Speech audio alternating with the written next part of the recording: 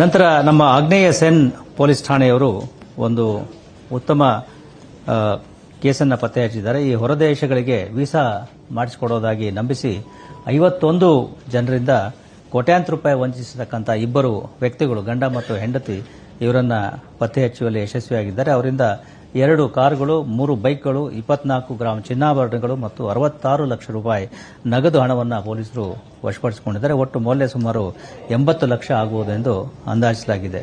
ಇದು ಈ ಇಬ್ಬರು ವ್ಯಕ್ತಿಗಳು, ಗಂಡ ಮತ್ತು ಹೆಂಡತಿ ಏನಿದ್ದಾರೆ, ಒಂದು ಅಡ್ವರ್ಟೈಸ್ಮೆಂಟ್ ಅನ್ನು ಹಾಕಿ ಯಾರಾದರೂ ವೀಸಾ ಬೇಕಾಗಿರ್ತಕ್ಕಂಥವ್ರು ಸಂಪರ್ಕಿಸಬಹುದು ಅಂತ ಹೇಳಿ ಅದನ್ನು ನೋಡಿರ್ತಕ್ಕಂಥ ಫಿರ್ಯಾದಿದಾರರು ಅವರನ್ನ ಸಂಪರ್ಕಿಸಿ ಕೆಲವೊಂದು ಈ ಜಾಕಿಗಳು ಮತ್ತು ಹಾರ್ಸ್ ರೈಡರ್ಗಳೇನಿದ್ದಾರೆ ವಿದೇಶಕ್ಕೆ ಹೋಗಬೇಕಾಗಿತ್ತು, ನ್ಯೂಜಿಲೆಂಡ್ ಮತ್ತು ಜಪಾನ್ ದೇಶಕ್ಕೆ.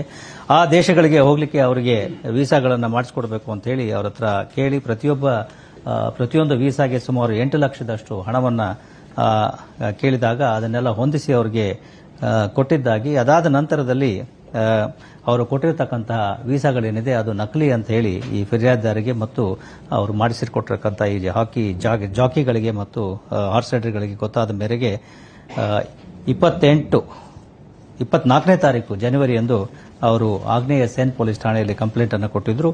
ಅದಾದ ನಂತರದಲ್ಲಿ 28/1ರಂದೇ ಈ ಇಬ್ಬರು ಆರೋಪಿಗಳನ್ನು ಪೊಲೀಸರು ಅವರನ್ನ ಬಂಧಿಸಿ ಅವರಿಂದ ಈ ಎಲ್ಲ ಏನು ವಸ್ತುಗಳಿದ್ದಾವೆ, ಕಾರುಗಳು, ಬೈಕ್ಗಳು ಮತ್ತು ಚಿನ್ನಾಭರಣ ಮತ್ತು ನಗದು ಹಣ, ಅವುಗಳನ್ನೆಲ್ಲ ವಶಪಡಿಸಿಕೊಂಡಿದ್ದಾರೆ.